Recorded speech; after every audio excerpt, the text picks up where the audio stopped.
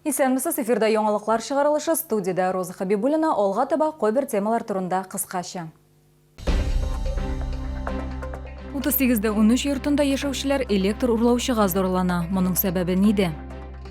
Шәһәрдә бүҗралы юл төзелеше башланды. Ул кайда булачак? Автомобиль сөючеләр моңа канәгатьме? Янгын сүндерүчеләр, табиблар һәм полиция. Беренче автомобиль юлында җитди юл транспорт һәлакәте булды.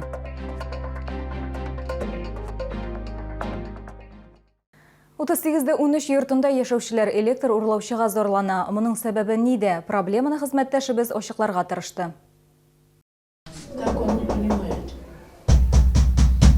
Көн сайын шундый хәл 38-13 йортында яшәүчеләр күршеләрнең оятсызлыгы белән көрәшүдән арыган. Коммуналь хезмәтләр өчен түләмәү сәбәпле аңа электр энергиясын үзгәннәр. Ләкин зирәк ир-ат бу хәлдә югалып калмаган, аннан чыгу юлын тапкан. Әлегә ир-ат белән сөйләшеп булмады. Безнең тешерү төркеме урында эшләгән вакытта ул өендә юк иде.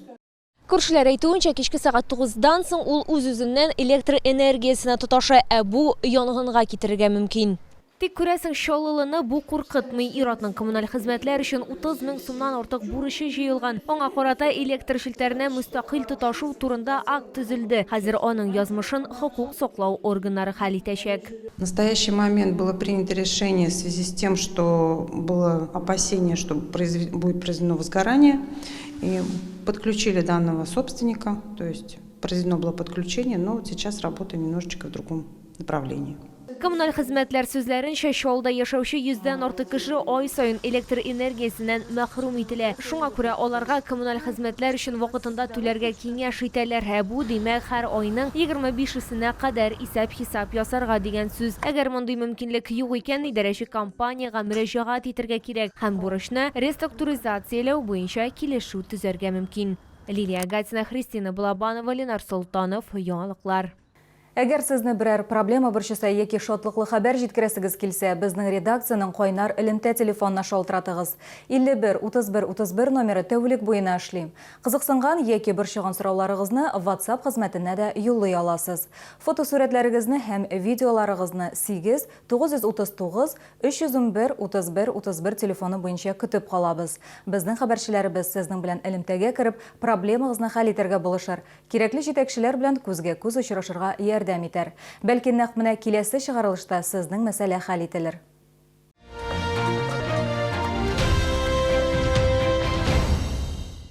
Шәһәрдә бүҗралы юл төзелеше башланды. Ул үзе күпер астындагы борылышта булачак. Автомобиль сөючеләр канәгатьме? Бу сорауга җавапны алдагы материалда ишетерсез. Зәп бистәсендәге Йорчалы проспектыннан Сорман тракты ягына таба борылыш юл транспорт һәлакәтләре күп була торган урын санала. ЮХИДИ статистикасы буенча быел гына да бу участокта кешеләр зыян күрү белән бәйле 4 авария булган. Машина йөртүчеләр юл чишелешенең кирәклеге турында бер генә тапкыр белдермәде. Әмма проблеманы хәл итүгә хәзер генә алындылар. Здесь в час пик очень большие пробки собираются. И как бы нету съездов.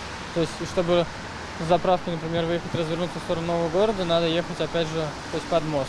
Здесь постоянные пробки собираются, но очень неудобно, порой стоишь долго, опасный участок такой. Йорчалы проспектыннан Сорман трактына борылышта бүҗралы юл төзүгә әзерлек бара. Шалла машина йөртүчеләре алда торган төзелешкә уңай караган. Бүҗралы юл чишелеше аварияләр санын киметәчәк һәм юлны уңайлы итәчәк дип саный автомобильчеләр. Резида Шаймарданова, Христина Балабанова, Кирилл Хәмзей, яңалыклар. Могҗизалы рәвештә генә исән калганнар. Алдагы көндә беренче автомобиль юлында җитди юл транспорт һәлакәте булды. Пассажир утырткан такси каршы полосадан барган фургон астына кергән. Вакыйга турында тулырак Лилия Гатина материалында. Ребят, будьте аккуратнее, не гоняйте. Вот вам урок. Не гоняйте, пожалуйста. Җитди авария булган кадрлар шундук социаль челтәрләрдә таралды. Юл транспорт һәлакәте Казан проспектында була. Лада Гранта, Hyundai Elantra һәм фургон машиналары бәрелешә.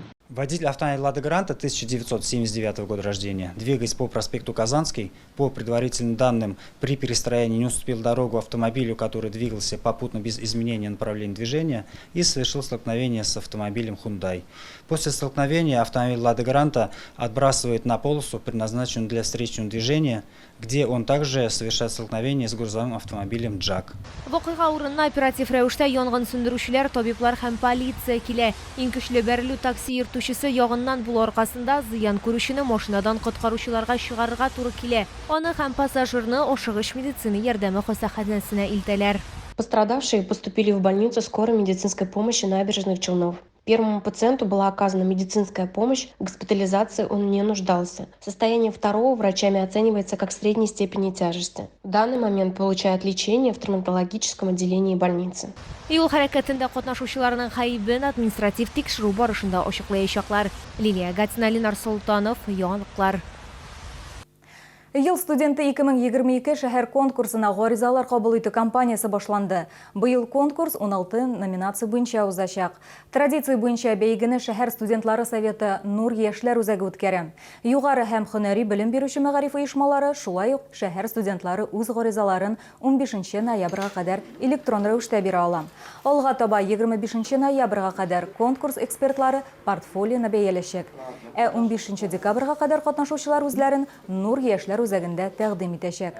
Шәһәр бәйгесе нәтиҗәләре буенча номинацияләрдә җиңүчеләр һәм лауреатлар оештыру комитетыннан һәм премия партнерларыннан дипломнар һәм призлар алачак. Ел студенты гран-при номинациясендә җиңүче Россия Федерациясе Дәүләт Думасының 8-нче чакырылыш депутаты Әлфия Кагогина исеменнән 33 000 сум стипендия алачак. Бүләкләү тантанасы гыйнварда Бөтен Россия студентлар көне алдыннан узачак. Бүгенге менә шулар, мин сезнең белән сау булашам, исән сау булыгыз.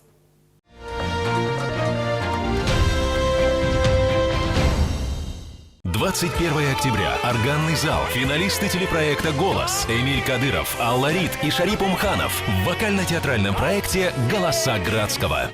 Bu Min isimli ir-yangi konsert programmasi bilan estradaning ujirchisi Ilnat Farxulin Shollada 23 oktyabr Sara Sadiqova ismidagi konsertlar zali. Biletlar bileton.ru saytida. Карта забота платежной системы МИР от Акбарсбанка для пенсионных и социальных выплат. Переведите пенсию на карту забота, добавим 3000 рублей к первому зачислению. Оформите на akbars.ru. Yorsholli Sara Sadiqova ismidagi konsertlar zalında Salovat konsertlari 1, 2, 3 noyabr kunlarında 34 sezon tomosasi boshlana 19 soatda. Требуются водители-экспедиторы категории С, водители на ДАФы категории Е, грузчики. Телефон 8 919 626 30 70.